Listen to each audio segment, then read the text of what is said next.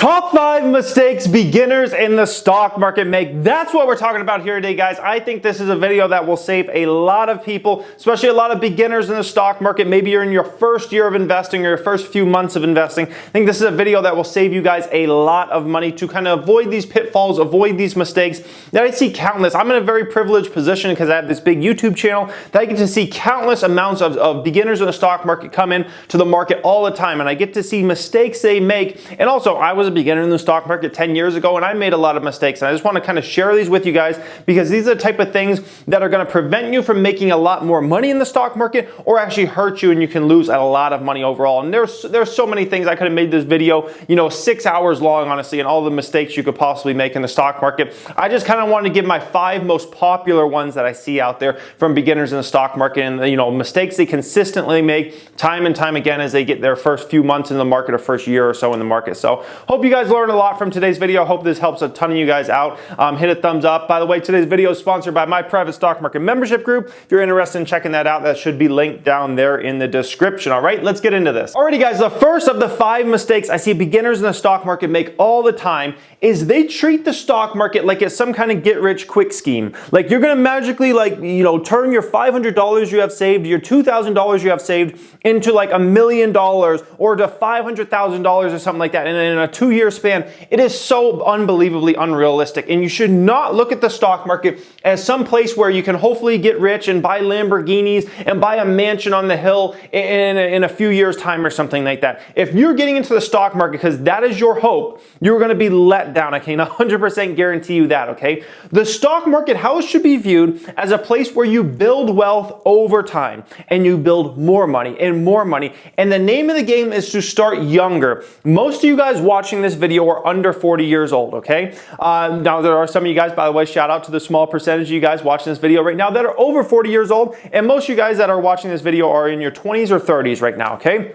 The name of the game is for you guys to get started as young as possible so you can start building that wealth quickly. If you do this right, in a 10-year span, in a 20-year span, in a 30-year span, you should build a lot of wealth, okay? By depositing more money into your accounts, hopefully getting gains on that, realistic gains, okay? 5, 10, 20% gains on stocks per year, something like that, all right? Now, some years you might have a negative year if the market's really bad or something like that, but you should, hopefully get gains on those stocks over time, plus collect dividends from some stocks you might have that are dividend payers, okay? And what you have is you build a stairway to massive amounts of wealth, by the time you're 40 years old or 50 years old or something like that. So it shouldn't be looked at as, oh, I'm going to get rich tomorrow. Like if you're just trying to get rich in a very quick amount of time, worry about starting a business or something like that. Do not worry about the stock market, okay? Because the chances you're going to get rich from the stock market in a very quick amount of time, it's so unbelievably unrealistic, guys. I can't overemphasize that enough. Just look at it as a wealth builder for over time, no different than a real estate investor would or something like that, where you're actually building wealth over time, and next thing you know, all of a sudden when you're 40, 50 years old, you got $1 million in stocks, or you got $2 million in stocks, or $5 million in stocks. That's realistic as long as you're depositing, getting gains on that, and staying disciplined over time. But to hopefully, turn a small amount of money into $1 million or a couple $1 million in a quick amount of time, guys, so you can buy Lamborghinis and big mansions, it's just unrealistic, okay? You want to go that approach, start a business and work your butt off on that, because that's a much easier place to build a massive amount of wealth in a short amount of time off of very little money, okay? Let's get into mistake number 2. Mistake number 2 that I see beginners in the stock market make all the time is investing in stocks they do not even fully understand. There's absolutely no excuse for this, guys. You can go to the investor relations page of any public company out there. You can Google it on your smartphone, on your computer, on your tablet, it doesn't matter what. And you can get all the information in the world you want about that company, okay? In the 10K, which is known as the annual report, the company lists everything you could possibly ever want to know about that company, from competitors to what their business is doing, what their business did last year versus the previous year versus that previous year. Everything you could possibly want to know is listed on an investor relations page of a company. So if you do not fully understand a stock, you do not fully understand where their business model is going, the competitive threats they have in that space, and all those type of things, that is 100% on you at the end of the day, because all that information is available for you. Back in the day, it used to be hard to get that information. You used to have to maybe contact a company and hope they would mail documents to you or something like that. It was unrealistic, prior to the internet age, and especially over the last 10 years or so. Nowadays, you can get anything you want about a company, and I continue to see people invest into stocks that they do not fully understand. And what ends up happening, if you invest in a stock and you don't fully understand that stock, when it goes lower, you're going to sell for a massive, massive loss because you're not going to have the confidence that company's going to make it through those times, when the stock dips or something, because you're going to hear negativity out there in the public. Somebody wrote a negative article and you're like, crap, maybe my company's doomed, because you never even fully understood it in the first place. Guys, don't invest in stocks you don't fully understand. If you make a bad investment decision and you fully research that, that's one thing, okay? But to be lazy and not fully research a company and listen to conference calls and things like that and make a big mistake that way, that's a whole different ball game, guys. So don't be lazy. Make sure you're fully researching these companies before you ever stick a dime in them, all right? Let's get into mistake number 3. Mistake number 3 that I see beginners in the stock market make all the time. This is arguably the biggest mistake I see consistently throughout time by beginner after beginner in the stock market. And it is basically buying stocks just because someone you respect in the stock market is buying those stocks, okay? This is something I see consistently over time. Somebody will respect somebody or like somebody, and that person might like certain stocks or be buying certain stocks, and they disclose that information.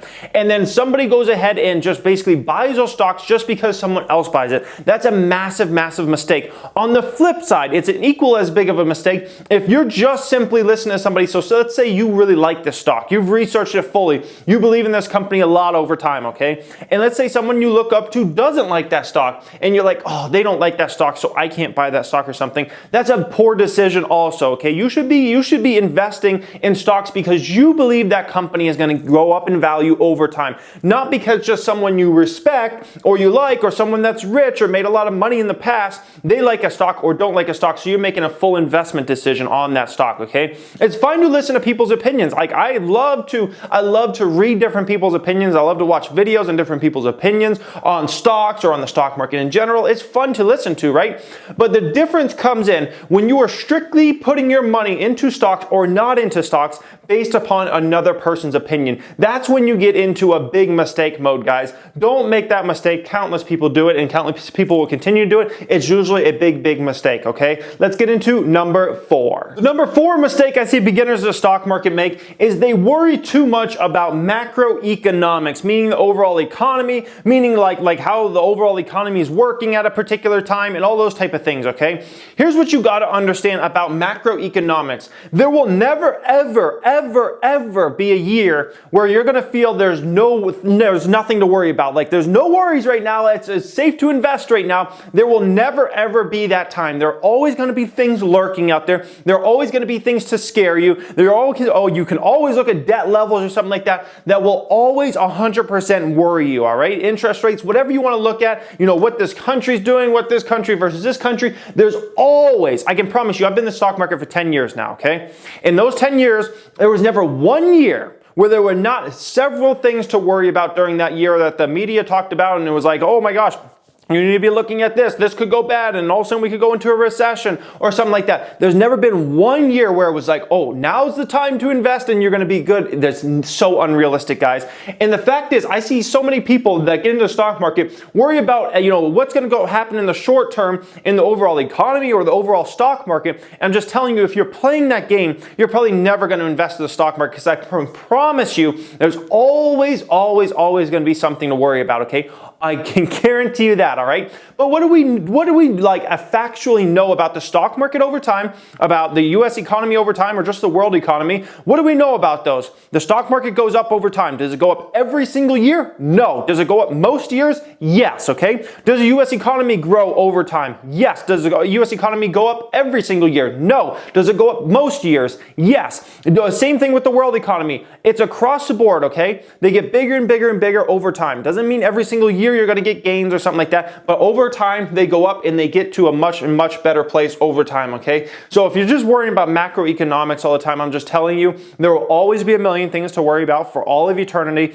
and if that's keeping you out of the stock market, you're just going to miss out on a lot of money over time, because And it's been consistent for the last 100+ years. There was a million things to worry about. And think about this, there were a lot bigger things to worry about. Think about World War II and some of those things and the different wars the United States was involved with in the past. There was actually much, much bigger reasons to worry in the past than we have nowadays. And I'm just telling you guys, you're gonna miss out on a lot of money over time if you're always worried about, you know, oh, I can't invest right now because something might happen. Something might always happen, okay? Always, that's just the name of the game. Let's get into last one, number 5. Holy smokes, guys, this last one, number 5, costs beginners in the stock market so much money, okay? This has cost me so much money in my first few years of investing, and it costs so many people so much money, and it's basically taking profits too fast in a stock, all right? This happens all the time with beginners in the stock market. So let's do an example. Basically what will happen is a beginner in the stock market, they might buy shares in the stock. It's $100 a share, let's say, for instance, okay? They go ahead and buy those shares, and then all of a sudden, in a short amount of time, maybe a few weeks span or a few months span, let's say that stock goes to,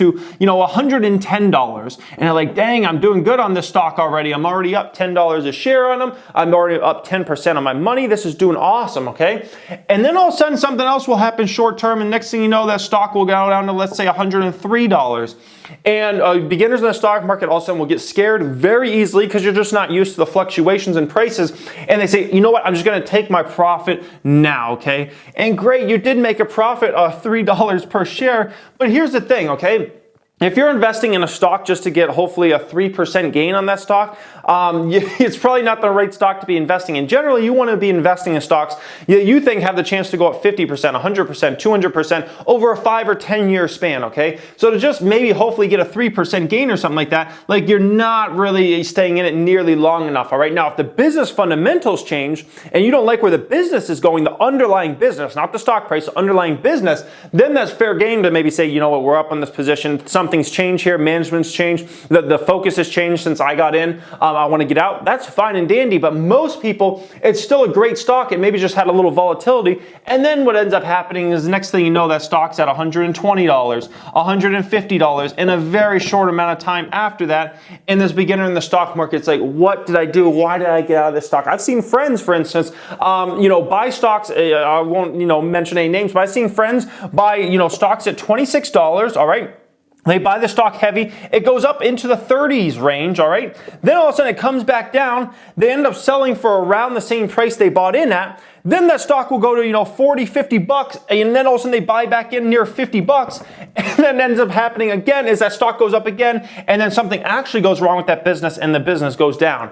And they end up losing a lot of money just because of the mere fact that they you know, got scared very easily, they got shaken out. It's what some of the pros like to call getting shaken out of the stock market or getting shaken out of the stock. When you have a lot of volatility on the downside, it shakes out the scared investors or the newbie investors. They get scared real easy. No different than, you know, in a poker game or something like that. Somebody going all in, you know, if somebody's newer in a poker game or something, they're going to say, man, even if they might know they had the best hand or think they had the best hand, they might get shaken out very easily. Happens in stocks all the time, and if people get shaken out of shares, that honestly, you know, it had a great chance to make a phenomenal amount of money. It's happened to me with countless amounts of stocks in my first couple years of investing, and it happens to pretty much every single stock market investor in their first year or two, guys. So I hope you enjoy this today. I hope if you're a beginner in the stock market, this can save you a lot of money over time. I hope these kind of mistakes, this should help anybody that's kind of looking for those beginners for the stock market type videos. This should help all you guys out. Thank you for watching and have a great day.